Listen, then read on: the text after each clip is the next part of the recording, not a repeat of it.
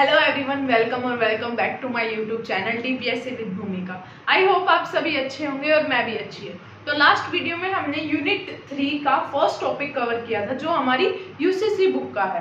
DPSC first year में UCC book का third unit, उसका अब हम सेकंड टॉपिक पढ़ेंगे। पहले टॉपिक तो था transition from intra uterine to extra uterine with adjustment and stabilization. तो उसमें हमने पढ़ा था कि कैसे बच्चा बाहर आता है तो उसको एडजस्टमेंट करनी पड़ती है अकॉर्डिंग टू द एनवायरनमेंट। अब इसमें हम पढ़ेंगे एट बर्थ जो बच्चे की सेंसरी कैपेबिलिटीज हैं वो डेवलप हुई होती हैं। कुछ ऐसी सेंसरी कैपेबिलिटीज होती हैं जो एट बर्थ डेवलप होती हैं और साथ साथ टाइम के साथ साथ ग्रेजुअली डेवलप होती रहती हैं। तो पहली आती है स्मेल। स्मेल मतलब सूंघना। Infant smell is keen is shown by crying। मतलब कुछ अगर अनप्लीजेंट या फिर प्लीजेंट स्मेल हो रहा है तो वो स्क्वेरिंग करके या फिर क्राइंग रो कर प्रदर्शित करता है किसको, मदर को। Next is taste. उसका taste buds unpleasant stimuli sour salty bitter, मतलब उसको ये पता चल जाता है कि ये खट्टा है या फिर ये कड़वा मीठा, उसको मतलब अनप्लीजेंट या प्लीजेंट टेस्ट का पता चल जाता है कि ये कैसा टेस्ट कर रहा है, तो वो उसको अवॉइड करता है या फिर कुछ ऐसे एक्सप्रेशंस करके दिखाता है जिससे वो उसको पसंद नहीं आ रहा है, वो आपने देखा भी होगा।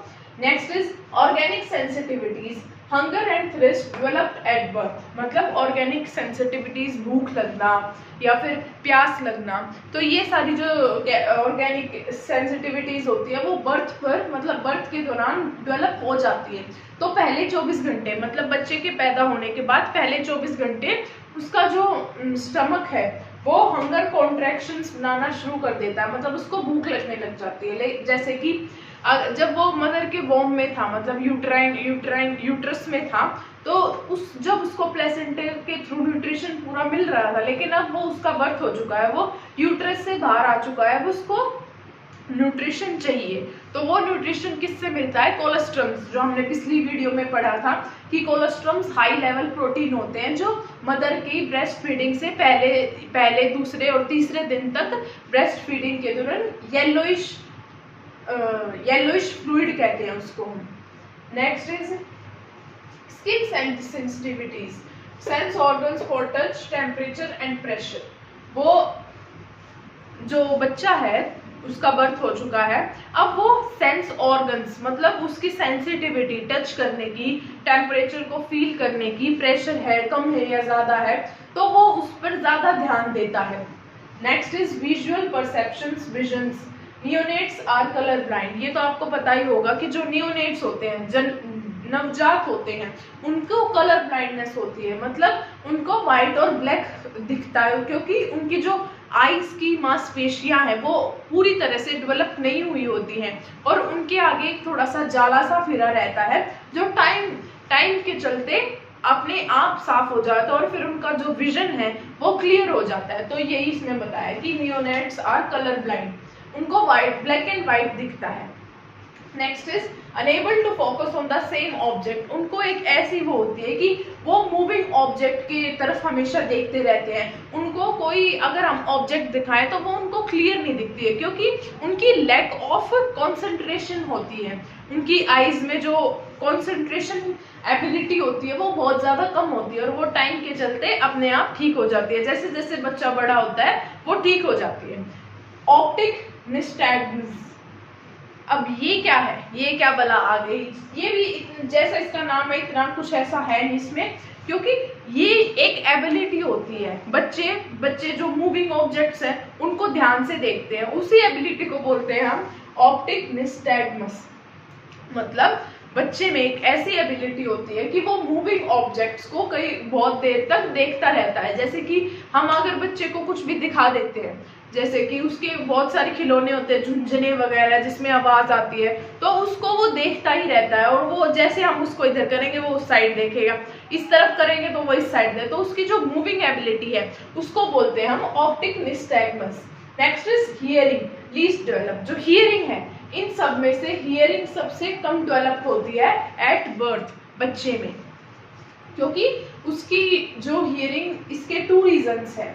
क्योंकि हियरिंग लीस्ट डेवलप होती है बच्चे में, उसके 2 रीजंस है। पहला रीजन तो ये है कि बच्चे की कुछ ऐसी ईयर में वो होती है, क्या तो उसको एबिलिटी बोल सकते हैं या फिर कुछ ऐसा फंक्शन बोल सकते हैं कि वो बच्चे की ईयर में डेवलप नहीं हुआ था, वो डेवलप हो जाता है टाइम के चलते चलते, जब वो 2 ईयर का या फिर 3 ईयर का हो जाता है। तो लेकिन दूसरा रीजन क्या है कि मैंने पिछली वीडियो में बताया था कि जब बच्चा पैदा होता है तो उसके चारों तरफ एक वैक्स 8 वाइट वैक्स कोटिंग होती है जो वाइट कलर की होती है, मतलब थोड़ी कम वाइट कलर की, पिंकिश येलो से कलर की। तो वो उसके ईयर में भी घुस जाती है, तो उसकी वजह से वो थोड़ा कम सुन पाता है। तो वही एक रीजन है कि इसकी हियरिंग एबिलिटी होती है बच्चे की एट बर्थ, वो लीस्ट डेवलप होती है।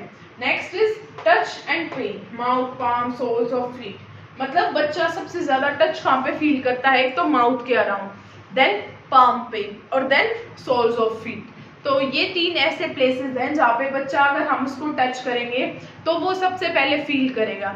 और बच्चे को अगर ओवरऑल अगर उसको भूख लगी है या फिर वो अनकंफर्टेबल फील कर रहा है तो वो रो के प्रदर्शित करता है ये सारी चीजें। और कुछ ऐसे उसके एक्शंस भी होते हैं जैसे कि पैर मारना या फिर इधर से उधर करवट लेना।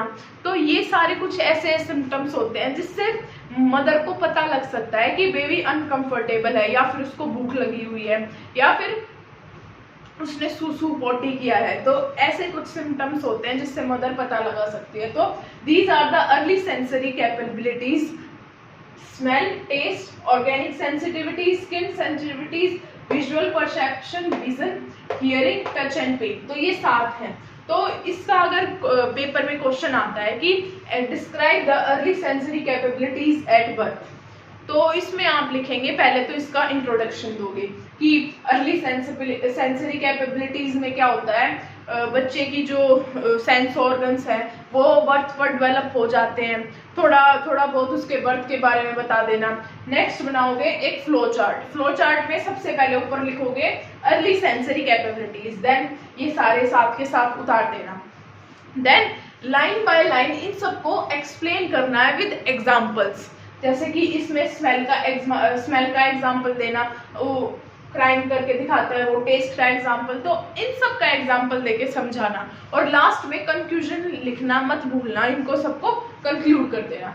तो एक तरह से ये आपका बहुत अच्छा मेथड बन जाता है पेपर में क्वेश्चन को सॉल्व करने का। और एग्जामिनर फिर ये भी देखता है कि बच्चे ने बहुत अच्छे से एक्सप्लेन किया है, तो फुल नंबर तो नहीं, लेकिन हाँ अगर 10 नंबर का क्वेश्चन है तो 9 नंबर आपको आराम से मिल ही जाते हैं। ठीक है, तो साथ इसके नोट्स आप बनाते रहिए और उनको पढ़ना भी है नोट्स को। और इम्पोर्टेंट क्वेश्चन मैं इस यूनिट 3 के कंप्लीट होने के बाद कराऊंगी, तो वो वीडियो भी आप जरूर देखिए। इसके बाद ही बना देती हूँ, लेकिन रहने दो अभी। इसके बाद तो मैं इसके शायद 3-4 टॉपिक्स रहते हैं, वो कंप्लीट करने के बाद बनाऊंगी इम्पोर्टेंट क्वेश्चंस की वीडियो। तो अगर आप चाहो तो इसका स्क्रीनशॉट ले सकते हो। तो नेक्स्ट वीडियो जब तक आती है तब तक के लिए टाटा, बाय, गुड बाय। और इस वीडियो को लाइक, शेयर और चैनल को सब्सक्राइब जरूर कर देना। और आई होप आपको सब कुछ समझ में आ रहा है, लेकिन अगर आपको कुछ समझ में नहीं भी आ रहा है बाय एनी चांस, तो आप कमेंट सेक्शन में कमेंट कर सकते हो, मैं आपके क्वेश्चन का आंसर जरूर दूंगी। Thank you very much, see you in the next video.